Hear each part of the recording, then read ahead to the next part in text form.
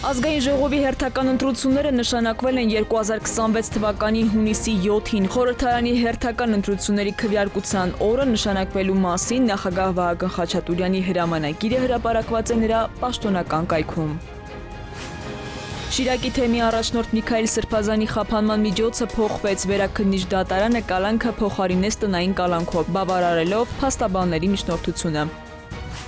Կարգալույծ արված քահանա Ստեփան Ասատրյանը եւ Արամայիս Թախմազյանը հայց են ներկայացրել Հայ առաքելական Սուրբ եկեղեցու դեմ։ Այս մասին տեղեկանում ենք դատական տեղեկատվական համակարգից, երկուսն էլ պահանջում են անվավեր ճանաչել ամենայն հայոց կաթողիկոս Գարեգին Բ-ի որոշումները եւ իրենց վերականգնել հովվական պաշտոններում։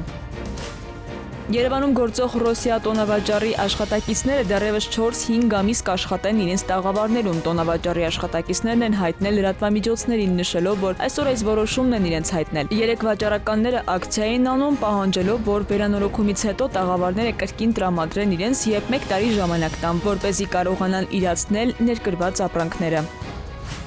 Գյումրիի քաղաքապետ Վարդան Ղուկասյանի գործով դատական նիստի ընթացքում նրա պաշտպանը միջնորդել է ամբողջական եւ անկախ բժշկական փորձաքննություն նշանակել իր պաշտպանյալի ամբողջական վիճակը գնահատելու համար։ Թվարկելով հիվանդությունները, փաստաբանն ասել է, թե իր պաշտպանյալի մոտ կա սրտամկանի սուր ինֆարկտի առաջացման բարձր ռիսկ։